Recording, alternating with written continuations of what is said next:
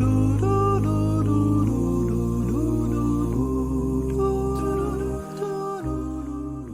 Shabbos in the shul, we spoke about the secret of crying. The crying of a galus. What exactly are we crying for? And the focus is not really crying for what we lost. The focus is not so much for the torture, for the affliction that passed. The secret of our crying is the secret of yearning, of longing for kirvas Elokim. Getting close to HaKadosh Baruch Hu. You have Rosh Hashanah, you have Aseret Yemei Tshuva, you have Yom Kippurim, you have Sukkot, and the avoda at that time is also to come close to HaKadosh Baruch Hu. You do that by the Tshuva that you do in Aseret Yemei Tshuva. You do that by the Simcha that you have in Sukkot. But the same type of kirvas Elokim is that what we seek and what we are after during this time of the 3 weeks. In fact, the Maharsha, tremendous chiddush in the Choros Daf Ches writes that we have 2 periods of Shloishes HaShavuos. From Rosh Hashanah until Simchas Torah is one, and from Yud Zayin B'Tammuz until Tisha B'Av is the other. V'zeh keneged zeh. And they're as if comparable in their avodah. Because it's the first 3 weeks, Rosh Hashanah until Simchas Torah, it's basically coming out of sins. It's toladas avon is his language. The same thing applies now. Yud Zayin B'Tammuz until Tisha B'Av is a tolada of the tsaros and the yisurin, which are also kaparas avonos. So we have a different type of a kapara in Tishrei. We have a different type of a kapara now, but lemaisa they both are supposed to bring us close to HaKadosh Baruch Hu. Reb Chaim Friedlander in Siftei Chaim writes in the name of Rabbi Yisrael Salanter. Listen to a language. Kishem, in the same manner, the same way. Kishem she'efshar le'istarev el Hashem b'Yom Kippur. Al yedei kaparas ha'avonos ha'miyuchedesh shezoichim b'Yom zeh. Just like you can get close to HaKadosh Baruch Hu on Yom Kippur by the special atonement that you receive on that day.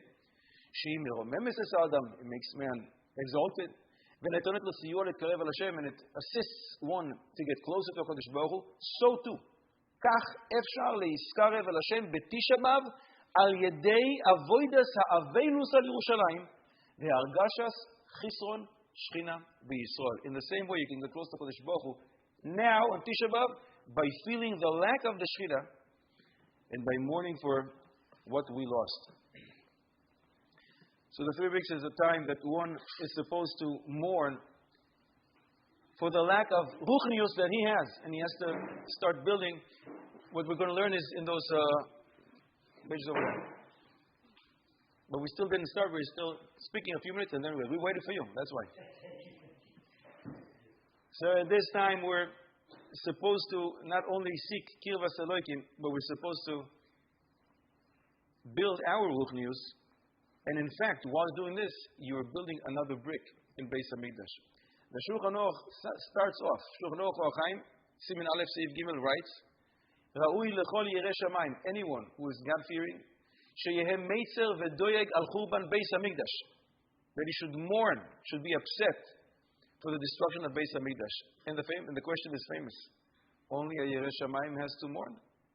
One who is not such a yireh shamayim, he doesn't need to mourn for it. The Chidush Erim said, if you're not Yireh Shamayim, you should mourn first for yourself. Why am I not Yireh Shamayim? Before you mourn for Beis Hamikdash, you should mourn for yourself. Where is my yearning for Kirvas Elokim? Because Beis Hamikdash, that's what it's all about. Closeness to HaKadosh Baruch Hu. In other words, the cry that we're supposed to do today for the Beis Hamikdash is for the lack of closeness, because that's what it was all about. When Beis Hamikdash was up and running, the Shechina was amongst us. You felt the closeness. So if you don't mourn for that, that means something is missing in your yearning to closeness to HaKadosh Baruch Hu. So first you should mourn for yourself, and only then you should mourn for the lack of Beis Hamikdash. The Chassam Sofer writes that when one cries for Beis Hamikdash, there's a little nechama for the Shechina himself, which is hard to believe. What does that mean? I daven in the morning in Masas Mordechai. Almost every morning at the end of davening, people come in and ask for money. Most days, somebody would come up and he would say, I have 15 kids. Some of them are sick. My wife, she's in the hospital, she's this and that. They're kicking us out of our home. And the list goes on and on. And he's looking for some donations. And many people at that time already took off their tefillin and we leave the shul. And you just make sure that the guy, doesn't see that you saw him and you don't make eye contact. Uncomfortable. What does it feel like? Like a shmate. I just poured out my heart and I told you all my sorrows and it was so uncomfortable to come here. And people are just leaving.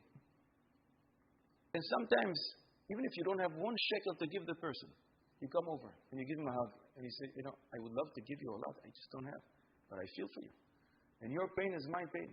And your sorrow is mine. And you make the guy feel like $1 million. So Kodesh Baruch Hu doesn't need our money. And with Beis HaMikdash, he will decide it's the time, he will bring it down. But he does want to see that his children are mourning for what's important to him. So says Achsam Sefer, when you mourn for Beis HaMikdash, you give the Shechina Kedosha Nechama. Chazal say in Masechet Tainis, Daf Lamed, anyone who mourns for Yerushalayim will merit to see Yerushalayim rebuilt and will merit to take part in the festive time that's going to be there. But the language is strange. Because the language is, Kol HaMis'aber al Yerushalayim, one who mourns, Zoiche veroye besimchata. The word Zoiche, what tense is it? Present. It should be Yizke. It's 1954 years. People have been mourning for Yerushalayim and they died. So why do you tell me Zoiche? Zoiche is present tense. It should say Yizke. It's amazing. Resurrection will come back.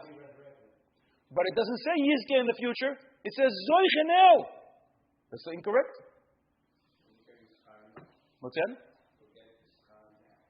Zoiche veroye besimchasa. He will merit now, present tense, to see the festivity, the simcha. No, he's not. He's been mourning for 80 years. And he dies. What exactly is that? Zoiche veroye. The answer is, what happened back then in Beis HaMikdash is the Kirvas Elokim, the closest to Kodesh Baruch Hu, and that provides such simcha. And when one mourns for Yerushalayim, in this world, he is able to obtain some of that simcha now. Yes, he still didn't see the Beis HaMikdash, and he will. It's amazing if he doesn't merit to live here while it's happening. But now, when he's here, he is Zoiche veroye besimchasa. He will get that closeness, that Kirvas Elokim, that provides tremendous simcha to one's heart. The Chafetz Chaim once asked, imagine there will be a campaign to build Beis HaMikdash. How much money would you give? I think you would sell your car. And I think you would sell your home and the clinic. You wouldn't want to see this wing was donated by the Berkowitz family, but who doesn't want it? You know what? I don't need a sign. I want Beis HaMikdash to be rebuilt. Says the Chafetz Chaim, you don't need to use your hand to reach into your pocket and to take out your dollars. You need to use the same hand and just put it over your mouth. Because if Lashon Hara destroyed Beis HaMikdash, so all you need to do to fix it, Kodesh Baruch Hu doesn't need your money to build Beis HaMikdash. Beis HaMikdash is ready up there. All he needs you to do is to be a part, to take part in that if you cover your mouth. When you do that, you're building another brick in Beis HaMikdash. There's a great giant, Rav Soya Diblaitsky. I knew him very well, and he passed away about 4 or 5 years ago. And Adam Gadol knew the entire Torah. So somebody once came to him, a father, and he says to him, listen, I need a bracha for my son. My son lost the ability to speak, and they took him to the States, and he's going to have this surgery, very unique, one of a kind. There's one doctor who can do it. Need a bracha, this is going to work. So he gave him a bracha. The father left, and the Soya said to his grandson, wow, just imagine. Imagine that this surgeon that's going to perform this surgery on this kid is going to tell them, listen, I know how to do it. I already performed this surgery. I can do it. And I can guarantee that I will bring you back the ability to speak. But I'm only going to do it in one condition. Promise me that you'll never say one word of Lashon Hara. Is there any person in his right mind who would say, no, so forget about it, forget about it, no, forget about it. Avade, you're going to be crazy to say, no, I have to speak Lashon Hara. Says Reb Soya, imagine.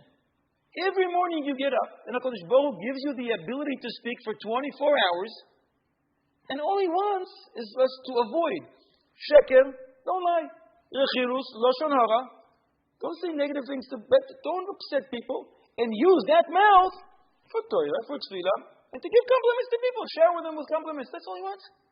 And yet, sometimes we don't listen, and HaKadosh Baruch Hu comes back the following morning and again gives us the ability to speak. How much chesed and rachamim does the HaKadosh Baruch Hu shower us with? And what do we repay Him back? That's the question that's been burning for 1954 years. Let's do something about it. 1954 years that we've been reading these stories of destruction. In Mitzvah Hashem, next year, we're going to raise a Kiddush cup for the Yontif. We're going to say, Yaleh v'yavoy. Tafshin Pei Gimel will be a Yontif, Im Yirtzeh Hashem.